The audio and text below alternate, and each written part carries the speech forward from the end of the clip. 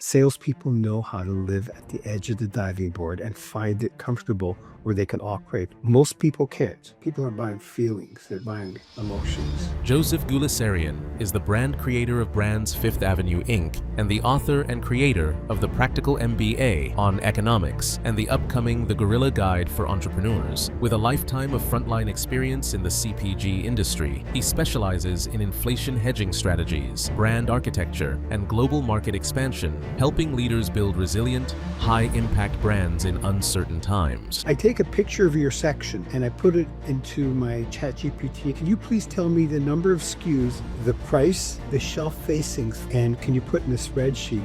How do you get in front of the right buyer? I think when... This is an episode of RepIntel, Insights from Top Sales Reps. I am your host, Jeffrey Simon.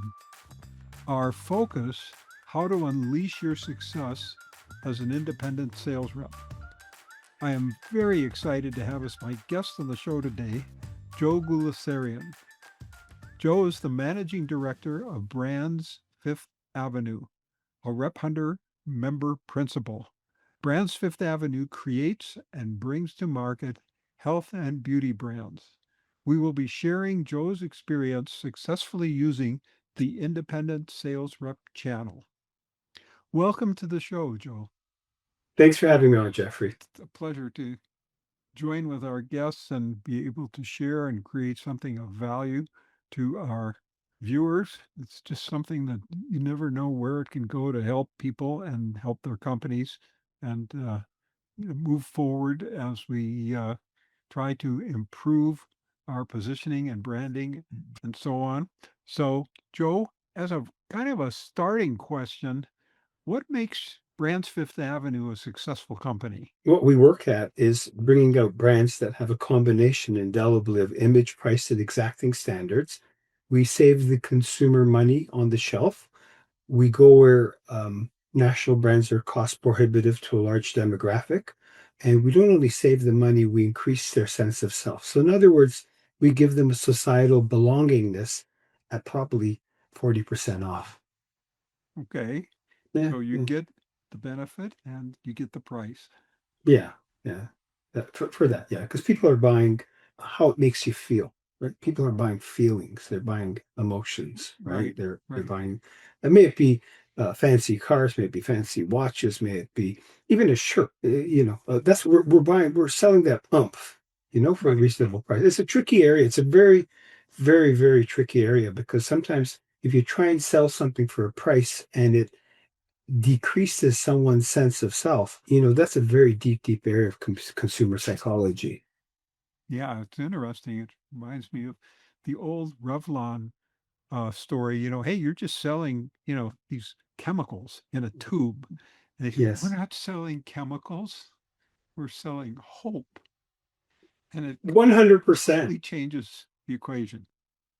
Absolutely. How did you get started in your business? Well, I got started. I originally, this is not what I went to study originally in school. I got started back in my 20s. I originally went from learning how to build tooling, and then I went to some engineering school and technical school, and I learned, all about, back then we were programming some of the industrial robots. We call them CNCs. They've actually been around since the early 1960s, if not before. And a long story short, I was working at a company and my boss was getting all these super prices on these Foster Grant sunglasses. And you probably remember when Foster Grant was a big name in sunglasses. So I went backwards, and the owner of this company and his brother were the president of Revlon and the vice president of Fabergé, respectively. And they go, well, kid, I barely had enough money to scrape together. Whatever I could. We have some shampoos and stuff, and it's mislabeled. And do you want to kind of see if you can clear us out? So I became eliminator of unwanted goods, for lack of a more bourgeois word. And one thing led to another. And then I met one of the former directors of marketing for Revlon, and I learned design through him. And he was, he's on the tail end of his career, and he helped me out immensely. And, you're just hustling and you run into people. But once I smelt the shampoo in the plant in the warehouse, I go, oh, you know what? I think I want to do this. So I went home, told my dad I don't want to draw straight lines anymore. I don't want to do engineering. So there you go. So Okay. that's the short story. Yeah, yeah. That's what kind of inspired me. But I think we all have a multitude of careers with us. It's in my new book too. You run into forks in the road, and I won't go into a long speech about that. But you could have gone technical, you could have gone into design, you can go into sales, you can go into you name it. But I've been selling all my life, and if you're the principal and you can't sell, that's a bit of a setback. So. Yeah. Yeah. So what about sales was attractive to you? Well, I was used to cold calling because I've been working since I'm 11 years old. I was a newspaper boy. And back then you had to canvas, you canvas for your business, right? So you knocked on doors. So I think what was attractive in trying to answer your question is it's a good question. I didn't expect it, but I think it's living at the edge of the diving board a little bit. Salespeople know how to live at the edge of the diving board and find it comfortable where they can operate. Most people can't. I have people I went to business school with, some of my colleagues, they talk a good game, but if it's risk on, they're at the exit door. If it's risk off, they're willing to talk. But if there's not a certainty of funds coming in every Friday, every second week, because you might be a salaried employee at a company or a colleague there, you got to get used to that. So salespeople are naturally entrepreneurial. They can make, I think what attract me is unlimited money you can make if you're in sales. If you're really at the top of your game, if you're at the top of your game, you're making huge, huge coin. So yeah, I think I like the risk. My dad had a tooling business, so I was used to some risk. My mother worked day in and day out for 30, 35 years at Hartford Insurance, going way back. And so I saw both, and I didn't know I was making a decision, but that's what attracted me. I was used to the tragedy and the glory of uncertainty. Wow, that's a real combination there. If you're in sales, there's another transition that is a kind of a career move or evolution, and that is you're evolving from like inside sales. You get hired, you have a paycheck, and you're selling, but then you move into independent, being your own boss. Could you talk about that a little bit? How did you get involved with the independent rep channel? Well, I got involved from my end of it. Specifically, why I got involved is what you're looking for when you're bringing on independent sales reps is they have a lot of experience, most of them. They bring a lot of value added information and know-how True. and knowledge that can transition into sales. And training your own sales reps, I'm not saying it's a bad thing. I'm not knocking that. But bringing your own soldiers in or mercenaries, you need to make a decision. In this case here, the mercenaries work quite well. A lot of them know how the customer base works. May it be they might be technical sales reps and they might be doing Rockwell automation, stuff like that, and setting up companies with robotics, or they might work in consumer packaged goods, or they might work in IT. But they've got specialized and specialized IT, and they've got channels of distribution. I'll give you an example. I was at my dentist a few weeks back, and she had to have her IT systems updated. Like I know enough about IT, and she goes, it was all Greek to her. There are specialized companies that do nothing but sell IT to the medical industry, maybe the dental or GPs, general practitioners of medicine. So that's very, very specialized. So the question is, am I going to try and knock these doors down myself, or I'm going to get some help from people who not only have the connections, they're trusted for years. So, someone who's highly skilled in sales will get there. I have a great admiration for them. I didn't tell you this part, but I worked for Linear Business Systems and I worked for IBM's distributor in Canada. So I went through the old school Xerox and IBM courses and Linear Harris, which we studied in Atlanta, Georgia. And I was just a kid and all this discipline and so on and so forth that I just hated as a kid until you get older and you go, geez, I got gifted. I was so lucky. But, at the time, and you can't think past your nose. Yeah, I'm just a kid, I'm in my 20s. I got my life ahead of me, so. Okay. So, what are some good things that have happened in your repping, in your experience in repping, having to do with RepHunter? How does RepHunter come into the picture? Well, RepHunter found me a very good team in the East Coast. I won't mention it just yet, unless you absolutely demand it. And they're very, very tied in with 5 or 6 key accounts. And and I'm going to give you an example of the knowledge they brought to the table. They said, you know what? You have to have an Amazon store. I go, I don't want to sell to the public. They go, no, we go to the retailers. Once we show them on Amazon, the retailer looks at that and goes, oh, you guys have arrived. You're actually a brand name. So we went through all the ritual of opening up an Amazon store. So yeah, again, I hope I'm answering your question. The knowledge that they brought to the table was extraordinary. And Wow. yeah, yeah, it's just extraordinary amount of knowledge. They're just no nonsense. The meetings are very short, and so we're on the cusp of doing some really good things. And I have some accounts I found in the States by myself, and they all say no in the beginning. You just kind of have to know their business model and understand what they need, you know? There's a lot of emails Yeah. flying around. You have These to these be able to buyers, listen. yeah, You have to these hear what their pain is. exactly. We're yeah, yeah, you put it that way. That's interesting. Yeah, yeah, absolutely. Yes, sir. Right. And it's music to our ears when we get feedback like this that says, Rep Hunter did something that helped us, that, did provide value, and it tells us we're doing something right. You are absolutely, Jeffrey. You or you and of course Brenda are doing a lot of things right. Rep Hunter is opening up a channel, and this is they're opening up a channel into what I've always said, and it's in my new book too, The Gorilla Guide for Entrepreneurs.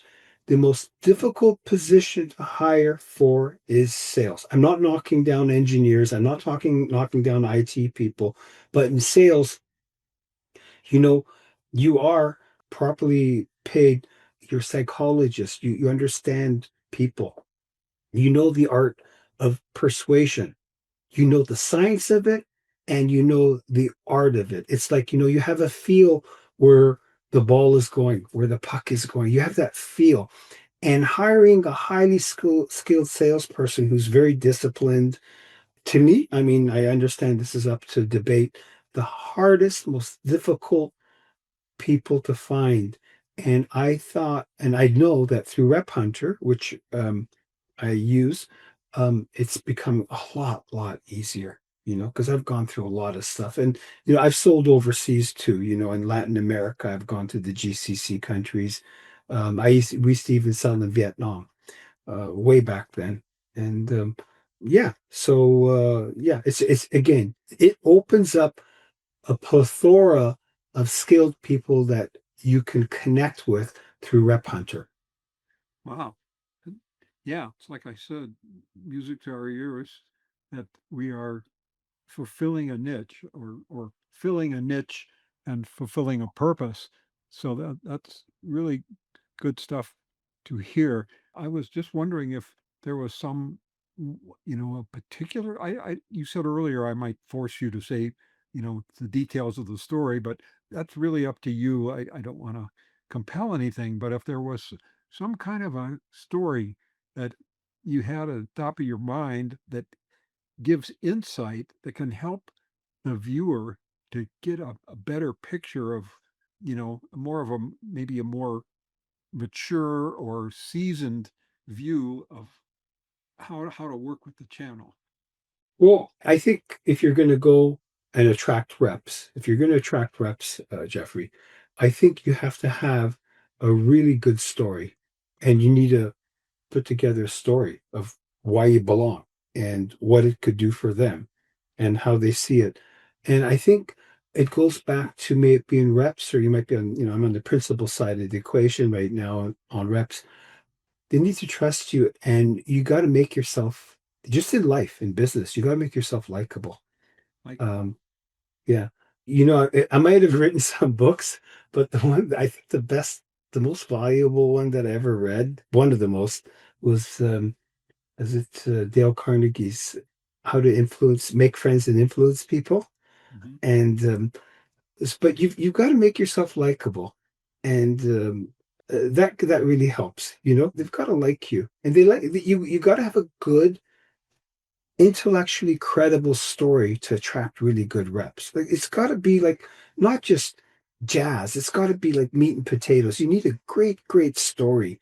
And I mentioned you go, well, why are we in business? And I told you why, because our combination of image, price, and exacting standards, right? And I'm romancing you. I'm selling you a Maserati for the price of a Corolla, or I don't know, an Oldsmobile. Do they make Oldsmobiles anymore? No, they don't. Yeah, Pontiacs, yeah, do they make them? I don't know. I don't know. My first car was an Oldsmobile. Yeah, right. Yeah, I had one it was an old. too. Yeah, it's my first car. Taking the other side of the story that you have to tell and you have to be likable. On the other side of the issue is how do you understand your customer and how does the rep help with the understanding of the customer, blueprinting, if Oh, you will. yeah. Okay. Well, blueprinting is a concept that I picked up maybe 15 years ago, really understanding it. Look, I know a lot of incredibly effective reps that are incredible listeners, and it's okay. You want to understand the customer. Who does the buyer report to? What are the buyer, her or his metrics? Okay. What kind of um, financial compensation does the company want from this particular buyer? What are the metrics? Um, who's influencing them? How does the company like to work?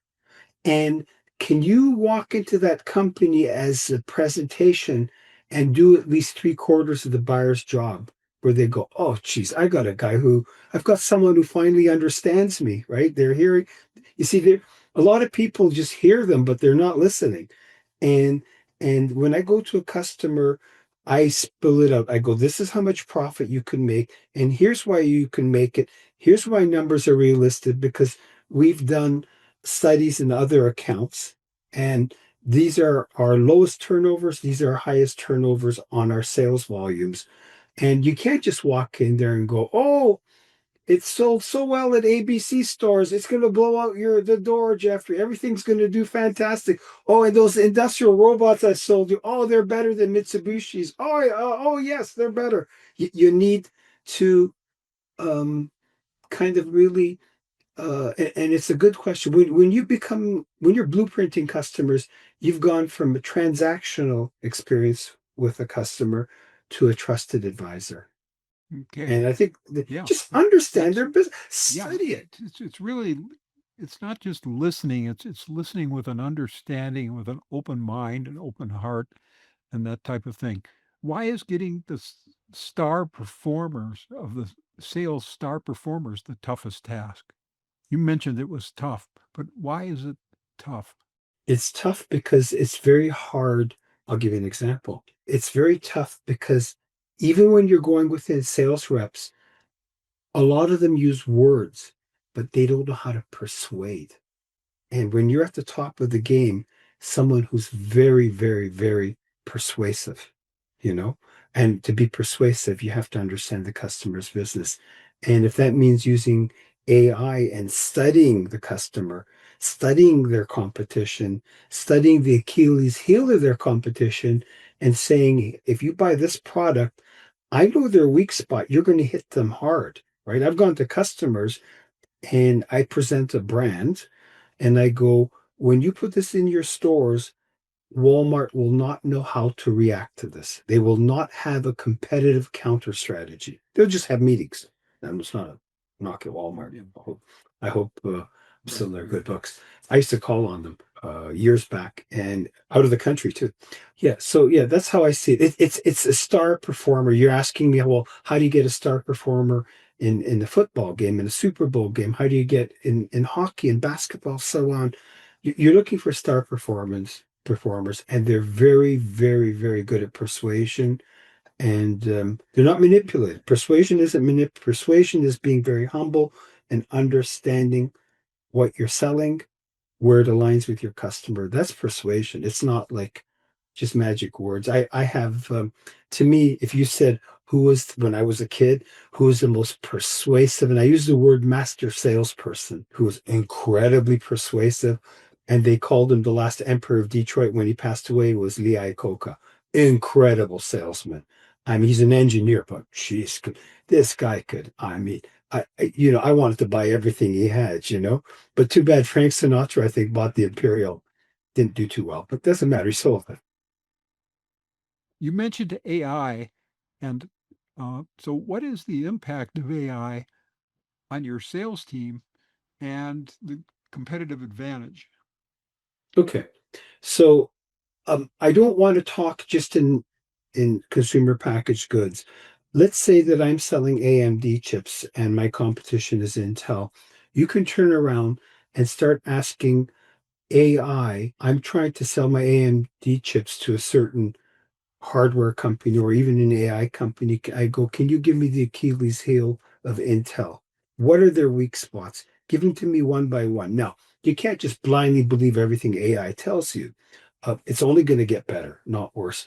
So you have a little bit of an idea about its AI is going to help you come to reason why AMD might have an advantage over Intel. When I was first using computers, I always went Intel. Why? Because they're legendary for running cooler chips than AMD. That gap is almost, well, it might be eliminated at this point. So that's one of them. I'll give you another thing you can do with AI as well. In the old days, we used to do price audits, Jeffrey, and that meant we went to the store, we wrote it down. And so we did a price audit in Walmart. After about 4 or 5 minutes, they'd call the supervisor of Mm. security and Yeah. chuck us out. Yeah, out the door we went. So then I used to dictate them. That wasn't bad. And then we went back to the administrative assistant, and we would, put it on a spreadsheet. We got all the prices, and we done a retail audit. I'll give you a crystal clear example. I went into a retailer and told them this. They go, "You can do this?" I go, "Sure." I do it with chat. I'm sure you could do it with Gemini, but I use ChatGPT on this. I take a picture of your section and I'm looking for all your shampoo lines in the section. May it be, Garnier, Head and Shoulders, so on and so forth, Fructus and the likes. And I take a picture and a panoramic picture, and I take a good one, and I put it into my chat GPT, and I go, can you please tell me the number of SKUs of each brand, the price, and can you give me the shelf facings for each one on here? And can you put in a spreadsheet? That's done like in about 15 seconds. You massage it for about 15, 20 minutes. And you walk into the customer and go, listen, last week before I saw you, this was the price audit. You're already doing her job or his job for them. You walked in and you're doing the buyer's job. This is the price audit. This is what we got. This is what we see on the shelf. And you're not just, you've got paper or you can put it up on the screen, whatever works better. Those are some of the things that it does eliminate jobs. But in the old days, we just scan and yeah, you want to bring in some value added information. You want to make their lives easier. Yeah. Yeah, it's real creative. It's amazing. Yeah, it is. That's just the tip of the iceberg. Give you an idea. Let's say you got into a showdown with a customer and you're not sure how to handle an email back because you don't want to trigger people. I'm going to give you an example of using AI here. You got a letter and your customer went red on you and they go, that's the final price I'm going to give you. You can take a walk off the diving board or whatever. And you don't want to blast back hard. Okay, because if you like I said in my book, if you go to the bank and say I need a 6 7 figure line of credit, they go, it's your collateral. I go, well, vengeance and my ego, well, that's not going to work. But sometimes you can go to AI and go, how do I handle this customer, and I give them primarily what they want, and diffuse the situation, because my goal is to get the order, and they might also help you. Also, what else you can do in AI is it's got in ChatGPT, it's got an addition, it's included in your $20 a month. It's got one called a negotiator. and you go, this is my situation. The guy's been pounding the desk like Khrushchev at the UN in 1959, 60s, pounding his shoe on the desk. He's going up and down. I'm getting killed here.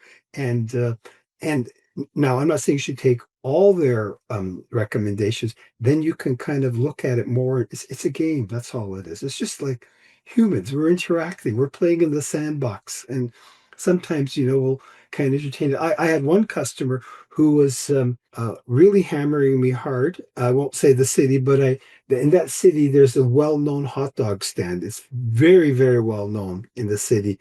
And what I did is I go at these prices. I sent in an application for the hot dog stand, and I said, "Here's where I started filling out the application."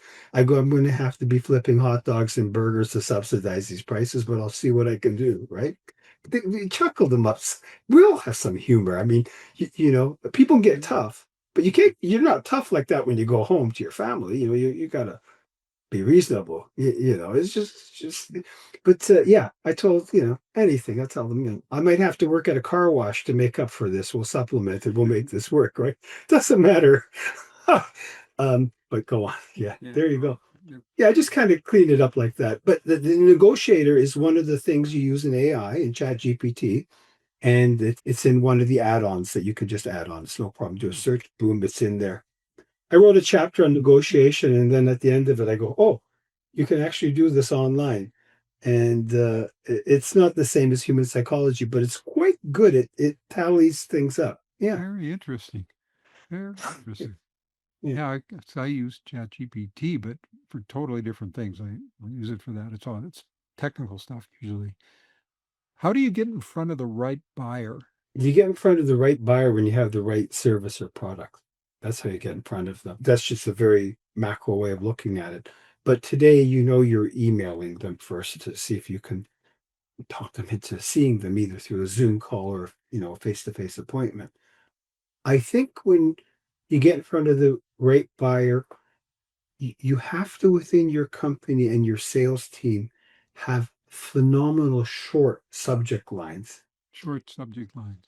Yeah, very short, seductive subject lines that are seductive, persuasive, and write a couple of sentences. Your goal is to get the meeting. Stop pitching. People pitch during an email, or the buyer says, "Okay," they go come back and they go. I learned this when I worked for Lanier. Once the buyer says, "Okay," and I'm going to go back to getting in front of, "Okay, I'll see you." Don't pitch. Just wait for the pitch for when you have your meeting. Just say thank you. I'll look forward to meeting you and getting in front of like I have a couple of approaches. One is, of course, the email. They're inundated with 200 of them, right? Yeah. But if you've got one who's living in a digital beehive, and we all are these days, to be frank, and in the old days, they were behind their fax machines, answering machines, but now they're behind the emails. So if you want to take where old school meets new school, you can do one other thing. You can write them a beautiful hand letter in calligraphy, right? I've still got pretty good handwriting, but when I get rushed, it's terrible. It's like a doctor's. And write them a letter and say, "Linda, attention, Linda, personal and confidential," right? And say, and just write them a really authentic letter, right? And put some humor in it. Reports are coming in right now from sources unknown that our brands are taking over the world, as we said, right? And we're working on the rest of the universe as well, the solar system. But in all seriousness, if you write a beautiful, just authentic letter, more than just I get a lot of emails for these SEOs, search engine optimization. They're all the same. We checked your website. You don't have SEOs. I'm sure everyone's getting them these days. Like they're all like they're scams. But if I can't get through with you on an email, that's what I'll do. The other thing is you better have digital, electronic collateral material that is so good. And so many companies come up with really poor stuff. And now and I'm just going to go a step ahead. If you're doing a presentation, you make sure that presentation looks artistically beautiful. I'm a creator. I design, right? My dad used to make parts, and I go, well, your tolerances are perfect, Pa. The steel grounded perfectly. It meets perfectly. Your threads are perfect. Here, just shit. He goes, no, Joe. He goes, we polish it, make it look, just make it look beautiful, right? Entertain them, you know. She said, if we didn't want entertainment, there'd be no Roman Coliseum or there'd be no Super Bowl to go watch, you know. And yeah, but entertain them that way. But I do think I've used a letter before and it's worked. Just write a nice, Yeah. authentic, handwritten, beautiful letter. But Beautiful letter. yeah, just write. That's plan B. Yeah. If you can't get it the other way, plan B, and or just, can I send you samples? Can I get an audience with you? You know, And that might work just by itself. who knows? Why did you put RepHunter in your book, The Guerrilla Guide for Entrepreneurs and the Rest of Us? Well, because any entrepreneur needs reps. They need to exponentially recreate themselves over and over and over again. And the reason I put Rep Hunter in there is I have the experience. I'm very comfortable because I know your organization. Using it. And yeah. And so I said, this works. I did just copy and paste it from somewhere. I know these people. This works. It's not somewhere where I found it online here, put it in there. And because if you're going to grow a company, look, I can get you accountants all you want. I can bring in carloads of accountants. And I'm not knocking accountants because it's a very highly difficult degree, CPA to get through. It's a lot of work. Where's your top line revenue come from? Salespeople. You might have a great product. In my book, there's a graveyard full, and in my own portfolio of great products we just couldn't get out to market. Sales people are, assuming you have good products and services, salespeople are ambassadors, rep hunters, pushing ambassadors. They are ambassadors of your company. Ooh, that's a good one. I need to write Yeah, that down. there. Oh, I've got a good one. Well, I needed some good ones to get my wife to marry me, so here's a better one. But no, in all seriousness, they are ambassadors of your company, so they're diplomats, if you will. They're the Right. first contact. And Right. if you're looking to bring your top line revenues up, I mean, I can write strategic plans till the cows come home. The best ones are probably on the back of a piece of paper. When I did my MBA, we had all kinds of plans and we used all kinds of words like strategic thrust and strategic architecture. I still write a 9-10 page 2000 my strategic plan just on PowerPoint, just roughly. And then I change it. I've written 80% of it for this year already, but you need top line revenues. And if you got no sales reps, where's your hope? So yeah, again, I don't want to fill the sales reps' heads up here, but it's a position where you are actually creating revenue.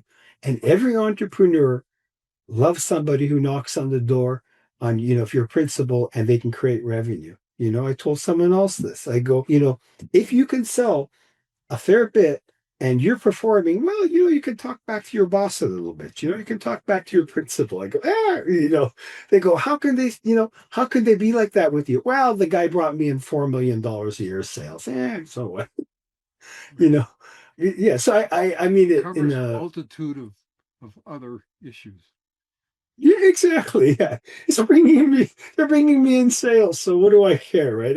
I'm not. So it's quite interesting, and the world's changed. It's no longer in the press box, slap your back, and they have martinis over lunch. All that's changed. It's so much of it is online, but people still like to do business that they trust and enjoy doing business with, right? And quite frankly, when I go to sales presentations, if the presentation is 45 minutes, I probably talk about other stuff, that kind of fun stuff, if you will, for about 15, 20 minutes and then get into it. I don't just sit there and, just right off the bat. You might have some interesting things to talk about. It might be just how's your family, or it might be some funny stuff that you saw, or something that might have, it was a sports event or something like that.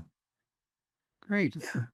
And how can a sales rep become a trusted advisor? That's a good question. And I'm going to think. And as I'm thinking, to become a trusted advisor, you've got to blueprint the company. that you're calling on. So that's the sales rep blueprints of understanding their business, a sense of humility, a sense of studying their business. When you're walking in, and every time you walk in, you're making that buyer's job, that category manager's job easier and easier. You're doing half their job for them.